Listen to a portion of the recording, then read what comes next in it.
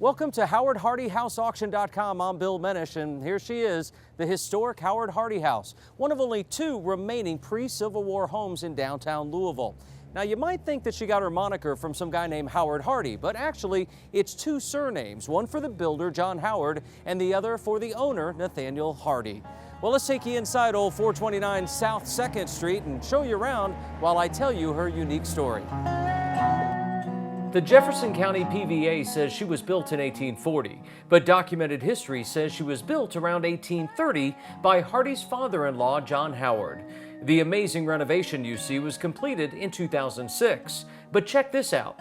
In several rooms, they preserved the original wallpaper. You can see the years in the stained copper-colored paper with the vines and soft green leaves. And in this room, softer shades of green and cream. What a great idea to save these. There are 4 stories of history to see inside, but let's start in the cellar, where history meets modern technology. You can't help but notice the pipes. See, the house is heated by a geothermal system located next door in Cathedral Commons.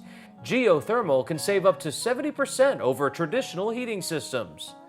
But let's not get too technical when it is the history that is around us, preserved history, with this very expensive and very well done tuck pointing, which means they replaced the deteriorating mortar between the bricks. And look at what else we found, a very old column, likely belonging to the rear of the house at one time.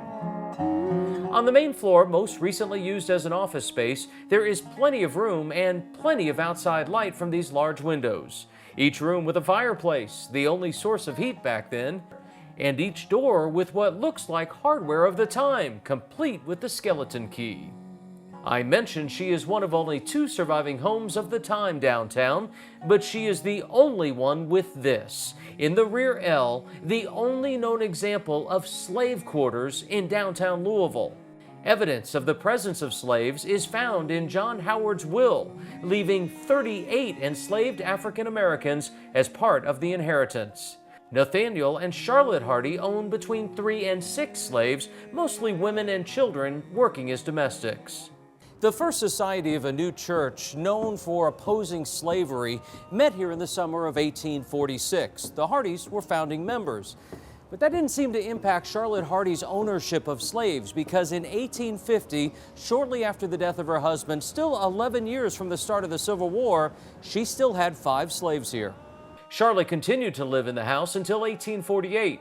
It was sold to Patrick Joyce in 1866 and sold again in 1904. And it is that sale and what would become of this place that many born here in Louisville, Kentucky will remember well, as eventually would become Miller's Cafeteria. Now, it didn't start out as a cafeteria. They actually started as a boarding house for medical students at the University of Louisville. During the 1937 flood, the cafeteria remained dry, so the National Guard used the building to serve meals to guardsmen and others. Then, in 1998, the Miller family decided it was time to close. The end of another amazing chapter in the history of this amazing building. And that is where the current chapter is yet to be written, the sale of the Howard Hardy House, coming up at lender-approved absolute auction right here on site on May 23rd, 2013, 12:30 p.m. Now, please continue exploring the website and contact us if you have any questions. Otherwise, we'll see you on auction day. Thanks for watching.